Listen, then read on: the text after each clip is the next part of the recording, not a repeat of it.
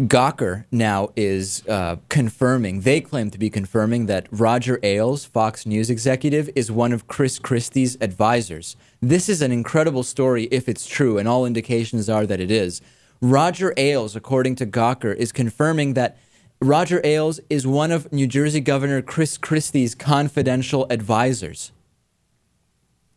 Of course, there's absolutely no link between Fox News and the Republican Party. However, the office of Republican Governor Chris Christie of New Jersey is claiming that Fox News chairman Roger Ailes is a confidential advisor whose interactions with the governor should remain secret under New Jersey's executive privilege.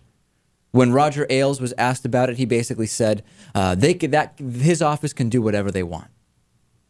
Any surprise here, Lewis, at all? I mean, again, people will come up and say whatever it is that they think will excuse this kind of behavior and say, no, Fox News isn't really tied into the Republican Party in any way, and maybe that the source isn't reliable, or maybe it's reliable, but it's being misrepresented. But the reality is that we see time after time Fox News using Republican Party talking points. We see Fox News sending out memos, including from Bill Salmon, explaining exactly why they need to be using Republican terminology when they discuss certain issues, including health care. And now we see Roger Ailes, Fox News executive, as one of Chris Christie's confidential advisors. I'm not surprised. Confidential. Well, it's not confidential anymore. Well, I guess the nature of their conversations is still remaining confidential. And, you know, the last thing here before we go to break, this is looking like it will be, and it will be, the most expensive presidential campaign in history. The amount of money that is expected to be spent by all candidates combined is going to be like nothing we've ever seen before.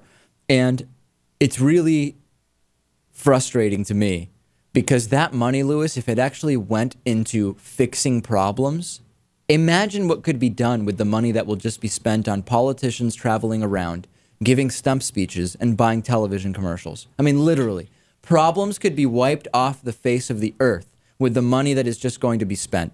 And it's embarrassing to even feel like we're remotely a part of it. Even as critical of it as we are, it is embarrassing. The whole thing is so unnecessary when everything could just be done with the simple televised debates.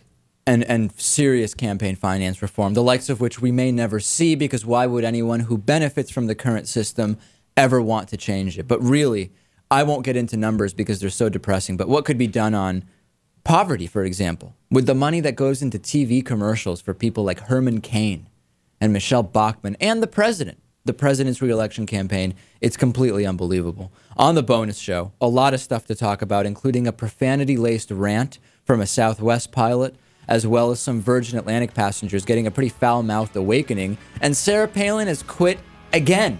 Again, Sarah Palin has quit, but she's not a quitter. Back after this. The David Pakman Show at davidpakman.com.